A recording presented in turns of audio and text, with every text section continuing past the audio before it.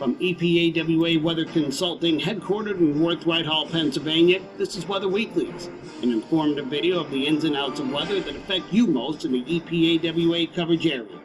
The thoughts and opinions expressed in this video are those of the forecaster alone and may not reflect those of the staff of EPAWA Weather Consulting LLC as a whole, nor its constituents.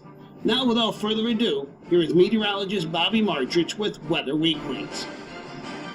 Hey, good Sunday morning to you. It is February 10th, 2019. We have a couple winter systems coming in over the next, say, 72 hours or so. And we're going to break that down a little bit in this video, but I would rather make it much easier because we already had the weather alerts discussion and the maps to reference. I'm going to reference them in the video here too, but to get a better idea of what that system is going to do, just wait for a little pop-up here in the upper right-hand corner. Wait for it. Yep, there it is. So just click on that. It'll take you to our weather alerts page if you're looking for that information directly for that system. But I'm going to go through the long range here that we released on Friday and take a look at that. And then I'm going to trying to give you some perspective because there seems to be a lot of confusion about winter in general and how it's supposed to work in these parts. And I think we've been spoiled over the last couple of years, and the expectations and the bar has been raised a little bit, but I have to knock you back down to earth a little bit. That's what I do. This is an editorial blog that I do weekly for those of you not familiar, and this is what we do is we go over to long range and take a look at signals, and we go from there. So here is our long range from Friday if you missed it. We do have like kind of an up and down pattern here straight through about the 19th, 20th of the month. And that means you're going to have some periods that are generally near average, but you're going to have some slightly below mixed in there, some slightly above mixed in there as well. Okay, so this is going to be an up and down type thing over the next, the next 10 days or so. And then after that point, I'd still see us going slightly below average. Now, this is going to be relative to time of year, so we're now talking past the 21st here, President's Day time frame, and then into early March, we're slightly below average. This is not break your back type of cold. I think the core of that will be in the upper Midwest, upper plains. And we're going to get a piece of that. So we're going to be slightly below average, and there'll still be snow chances that go on straight through the end of the month and again into early March. But I do think we flip to spring mode sometime between the 11th and 17th of the month. So and then when we don't look back, flip to spring and don't look back. Okay, so I do think it's coming. The groundhog said that we would be in early spring. Half correct. I think still have 4 to 5 more weeks of winter despite the groundhog's prediction on the 2nd. In this area, so it means we're going to have these systems coming in. Of course, the first one we'll be dealing with tonight. The second one we're going to be dealing with on Monday afternoon, Monday evening, Monday overnight, and into Tuesday morning. And then maybe ending Tuesday evening as some rain. But it's still a storm signal there at the end of the week here, but I think this is going to be a rain system. And then we have another winter storm signal that's going to come in between the 19th and 22nd. I think that has some pretty good potential too. It could end up being just like we have now, but a slop system. But this is not uncommon. I don't know why we get this perception that everywhere should see just snow from start to finish on every single storm. I think we've been teased too much in the last couple of years. We'll get into that in this video here too. First, Madeline-Julian oscillation is in phase 7. You can see that here where the best convection is. This is phase 7, folks. Okay, so we're now out of phase 6 and into phase 7. And when you're getting into phase 7, it's still transitional, favoring slightly above average. So you will have some slight variations this week, but you'll have some periods that are going to be slightly above average, like the end of the week. At the end of this week coming up, I think that's going to be a rain system. Might have a little bit of icing at the onset, but I doubt it. Trends are not there, but we're still going to continue to monitor that. I think after that period, once we go into phase 8, is when you get a little bit colder and you have the opportunity at least for another snow event or 2 or 3 behind that. And here's the GEFS, and this is last week. I wanted to show you this on purpose because it showed this big. This is why you don't use the GEFS for tropical forecasting. Look at it, this big bend back into phase 6 and just stuck it all the way back here, and then finally got to phase 7. By February 16th, no, that didn't work. That's not right. And now the latest projections actually have it continuing into a very amplified phase 8, and that's it through the end of the run. Well, I'm not going to continue to follow the GFS ensembles, which is what this is, when the European guidance has been more spot on. It did have it going to phase 6 barely, and it did. And here's the verification of that. It went right into phase 6 barely and is now today back solidly into phase 7. And we can see that right here. This is phase 7. Okay. It does have it continuing through phase 7 pretty quickly and going into phase 8. The GEFS continuing to phase 7 for the next 7 to 10 days. So that's a big difference. That's why you're seeing some variability on the models as you go out longer in range, and it's tied to tropical forcing in the Pacific. But it does continue it into phase 8 and then eventually phase 1 by February 24th. These are colder phases over here. So is phase 2. And if you look at the Euro Weeklies, it does this, and it takes it all the way through phase 1, phase 2. Now, once you get to phase 3, it starts changing the ball game a little bit. And we start heading toward these warmer phases over here. These are into the maritime continent. Once you get over here, that's the signal of the end of winter. And look what the end time here is. March 11th. So we're going March 11th to 17th. We're going to see it flip to spring and not look back. It's because we have this progression into these warmer phases of the maritime continent eventually that will put a cap on winter at that point. So that's where we were going with that. And it's been very consistent. There's no reason to abandon, at least from a tropical forcing standpoint, to abandon the European guidance when it has been doing pretty well over the last couple of weeks. And you hear a lot of people saying, well, the Euro Weeklies stink, and they have been projecting this, that, and the other thing all winter long, and they've been wrong. Hasn't been wrong recently. And if you're like me and you do this for a living and you follow this every single day, I know what these trends are. So I know that tropical forcing has worked out for the European model over the past 3-4 weeks. So, it's been doing pretty well. So I'm not going to abandon it now when it's been pretty good. And I see the GEFS do stuff like this, which is just not utter nonsense. Okay. So if you're looking for the Madden Julian oscillation projections to follow the European guidance, and especially the not just the Euro operational, but the Euro ensembles will give you a better idea of what's going to happen going forward. And this is an ensemble too, it just goes out for a longer period of time. This is the Euro Weeklies going to March 11th, so you can see downstream what changes are going to be and where we're going to end winter at, and end at what point. So I still think as long as this continues this way, as it's showing now, I think that between the 11th and 17th we are finishing winter effectively on time, and we are going into spring mode and not looking back. So here is the next 3 weeks in 5-day increments. So we are starting off milder, and the 8th to 12th period is backing up 2 days, but remember the 8th was still mild here, so it kind of skewed this a little bit. I did this on Friday, but then after that we get to a near average period. We're still in that prior to the 20th period here, and then we transition to slightly below average as we get into that 18 to 22nd period. We also have a storm signal that's presenting itself around the anywhere from the 19th to the 22nd. We'll narrow that down as we get a little bit closer, but I think you have another winter storm signal in there. Then it's still there today that we're looking at, and then we are going to be still slightly below average through the end of the month, probably into March, but the core of the cold is going to be up here in the upper Midwest, upper Plains, and the western U.S. Most of the country is going to be below average except for extreme southeastern parts of the United States, where the southeast ridge is squashed, but still influencing areas down here. So if you want to take a vacation, head to Florida. Okay, Florida for the next 4 weeks, you see, is this is current, this is the next 5 days, there's the next 5 days, there's the next 5 days. It stays slightly above average the entire time. So if you want to go somewhere on vacation, go to Florida. Okay, here's taking a look at the system that's coming in this evening and overnight, parts of the overnight. I don't think it's an all-night thing. This is just a several hours deal worth of light snow or snow showers. If I had to make changes right now to this map, I would probably... So this C area right here, see this area? I keep the 2 to 3 in the D area where it is. I wouldn't change it. This C area, I would probably extend a little bit further north to right about here. Okay, so make it a more expansive thing. We might make that change today, and then the coating to windage area would be extended further also to the north, kind of like that. And then you're still coating to a 1/2 inch up in these areas up here. Okay, but I would extend that probably. I'm going to take a look at some things this morning as they're coming in. I'm seeing some things coming in live right now as I'm recording this Weather Weeklies video, and we have definitely have some support for that change right there. But we also have to take a look at this next system behind it, which will come in on Monday afternoon. It looks like is the next time frame for this to come in. And here is our projections from last night for that. Just that system specifically. And we have a wide area of dark blue here of 3 to 6 before any changeover.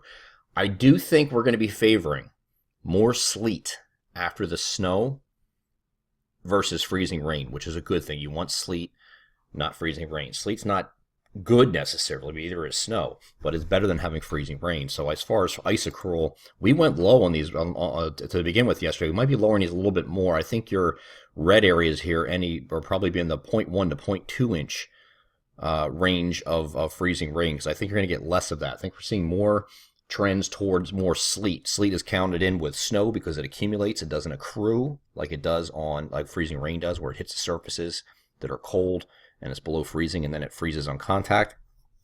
or within a couple seconds of contact. That's what freezing rain does. I don't see a deep layer of warmth aloft to support as much freezing rain. I think it's a more shallow layer, and therefore you get more sleet involved here. So this might be changing. I actually expect this to change, and this will change probably slightly too. But we're gonna see what how the models go today and adjust this afternoon with that. But I do think there will be changes. Like I noted, this B area now becomes part of C, and then we extend that B area further north to include more areas further north as well, but not touching the jackpot areas, if you will. Now, again, you can go to that link I had to the Weather Alerts page. This is going to be updated throughout the day. That's something you want to check back and take a look at. Now, again, I want to say something about the perspective being reality, and I understand perspective is reality. People see, what they've been used to or accustomed to for the past couple of years and think that's the norm, and it's not. Here's first I'm so glad they put this graphic together. This is the National Weather Service does this. The Eastern Region Headquarters just put this out yesterday. And this is total seasonal snowfalls through 5 p.m. yesterday. Okay, and I highlighted in red our areas. Okay, so we have Wilkes-Barre, Scranton area, 23.3 inches for the year, 27.7 is normal to this date, not that far behind. So this is kind of keeping a perspective here. Williamsport, 20.5 is this year, 22.1 is normal, not that far behind. Harrisburg's actually ahead, 19.4 versus 17.9 to this point in winter normally. Okay, Allentown 15.2, they're slightly behind. 19.6 is normal. But this system coming in here is going to bring you right back up to normal again. These two systems in some of these areas. These areas that I'm highlighting right here, you're going to go, if not back to near average, you're going to go to slightly above for what it should be for this time of year. Surprising, I know. Atlantic City, pretty much near average for where they should be. Baltimore, slightly below. Wilmington, slightly below. And then when you get in the 995 corridor, this is the interesting part, because this is the part that's been shafted this year. There's always one area that gets shafted every single year, and it's the southeast PA region this year. Still about 7.5 inches of snow between Philly and New York. And you can even extend this. I put this in blue because it's not our coverage area, but Boston's really hurting. 2.3 inches this year only, and 26.7 is what it should be at this time of year. The I-95 corridor should be in the low to mid-teens as far as snow totals, and you're about 7.5 inches. So you're below here. Okay, if there's one area that's getting shafted, that's it. It's right along I-95, extreme southeastern Pennsylvania, central New Jersey, and up into northeast New Jersey, right along I-95. And that area has not been good to you this year. And it just happens, okay? But some of these areas, especially after these next two storms, are going to be near to slightly above average of where they should be for this time of year. And you still have more things coming in the pipeline. So winter's not over, okay? And I put this out on Twitter yesterday. This is my random musings I do all the time on Twitter. And it says, it's clear after reading many social media comments today, many have been spoiled by a few doozy snowstorms over the past few years. That isn't normal, just so you're all aware, and you can't expect a blizzard every year. It doesn't work that way. It is the exception, not the norm, okay? So I know we had some pretty big snowstorms the last couple of years that skewed these totals a little bit and made you get the idea that this is what should be happening every single year. It doesn't work that way. Here is Philadelphia over the past 30 years, okay? These blues represent below average years. The reds are above average years. You have some that were very much above average that really skewed these averages here. So the average annual snowfall in Philadelphia is 22.4 inches. Again, you're at 7.4 so far this year, but you have several chances. And people see this here, these 65.5, 78.7, 68 for the 44, 46 in here. This is not normal for Philadelphia. Those are anomaly years. Most of your years are going to be near to slightly below. You see a lot of blue here over the past 30 years. A lot of years where it just really didn't do too much impressively. Now, recently it has, but it doesn't mean that's what you should be expected every single year. So keep that in mind, because I'm seeing a ton of comments about that. Where's all the snow at? Well, it's here. We've had it. It's not that far off. We're getting more today and tomorrow. There's more in the pipeline, maybe around the 19th to 22nd time frame. Might be something after that as well. I mean, you got to still have chances. But the idea that we're going to get these massive coastal storms every year, that's probably, a bad way to go about it and think that that's going to happen, because that's not. These Godzilla-type storms are more rare than they are the norm. So just keep that in mind, okay? So I'm going to summarize here. While we're watching the next two systems will bring snow in the next 48 to 60 hours. Both will have wintry implications. And of course, you can go on the weather alerts page and take a look at the latest information we have for that. And that will be updated today for the second. Well, I'm probably going to update the first one a little bit earlier because that's coming in sooner, of course. And then we're going to update the system behind it, which is the second stronger system, Monday afternoon through Tuesday. Okay, and that's going to bring more snow. We'll probably do that by 4 o'clock again today. Storm signal remains in the February 19th to 22nd time frame, so we're going to watch that one as the next one. I really don't like that one at the end of the week. I think that's going to be coming at a time where it's milder, and you probably rain out of that one. And then winter cancel, no, but we're steering away from the big coastal storm ideas going forward. I just don't see these huge coastal storm patterns going forward, even into early March. And there is a time limit, like I said, between the 11th and 17th. We flip to spring mode and we're done. So you can't expect a Godzilla storm. It's not the norm, as I just explained. Okay. Again, spring arrives between the first and second week of March. I think more specifically the 11th and 17th. We'll see a flip to spring. We won't look back. So we do have some time up until that point, first 10 days of March. Through the first 10 days of March, between now and then, we'll have the opportunity for some snow events. Will we get something really big? Possibly. You still can. Maybe it's this one. I don't know. This one might behave just like the one we have now. It looks like an overrunning system to me, but we'll see. You can still get decent snow out of that. And we're projecting. Well, here, just take one of these locations here. This is for the second system. We have 3 to 6 inches here in Allentown. If you get 6 inches, that's 1/6 of your entire winter average annual snowfall. 1/6. So 6 inches is a big deal. Maybe not to some of you who saw storms that are 1 to 2 feet and 3 feet and things like that, but that's not normal. Okay, so let's keep it in perspective. I'm going to continue to ignore those comments because I really don't pay them any mind, but it gets frustrating towards the end of winter for me too. I see them, I just don't like to respond to them because you're feeding into it. Hopefully this gives you some perspective and grounds you a little bit of what you should expect. And we're not that far behind in seasonal totals as I'm showing you here. Maybe the I-95 corridor is. Everywhere else is near to slightly below average right now. But once we get past the next couple days, you're going to be right there where you should be this time of year, maybe even slightly ahead in a lot of these places. So just not 995. It's just not your year. It is what it is, folks. But other than that, that is this edition of Weather Weeklies for Sunday, February 10th. And be sure to check out the weather alerts page today for updates, as we have updates coming to both maps and the discussion and timing that will be done at that time. Take care.